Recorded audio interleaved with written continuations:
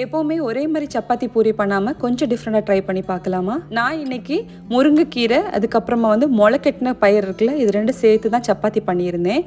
இது ரெண்டையும் கொஞ்சம் கொஞ்சம் எடுத்து மிக்ஸி ஜாரில் கொஞ்சமாக தண்ணி சேர்த்து ரொம்ப கிரைண்ட் பண்ணிடாதீங்க.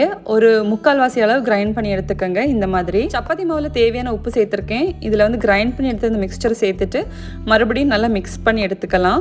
சப்பாத்தி மாவு பூரி மாவு இருக்குல்ல, அந்த அளவு அந்த கன்சிஸ்டன்சியில் எடுத்துக்கலாம். இங்கே பாருங்கள், இந்த மாதிரி தான் இருக்கும். ஃபுட் ப்ராசஸரில் போட்டனால ரொம்ப சாஃப்டாக வந்திருக்கு. இப்போ இதை நார்மலாக நம்ம பூரி சுடுவோம்ல, அதே மாதிரி தான் உள்ளங்கையில் வச்சு நல்லா ப்ரெஸ் பண்ணி விட்டுட்டு அதுக்கப்புறம் சப்பாத்தி கட்டை வச்சு உருட்டிடலாம். நார்மல் பூரி பண்ண மாதிரி தான் பண்ணியிருக்கேன். ஆயில் ஹீட் ஆனதுமே அதில் போட்டு ஃப்ரை பண்ணி எடுத்துடலாம். அழகாக பஃபியாக வந்துச்சு இந்த பூரி. ஃபர்ஸ்ட் நான் இந்த பூரி ட்ரை பண்ணும்போது ஒரு டவுட் இருந்துச்சு, எப்படி இருக்கும் டேஸ்ட். ஏன்னா முருங்கைக்கீரை சேர்த்துருக்கோம்ல, கொஞ்சம் கசப்பாக இருக்கும்.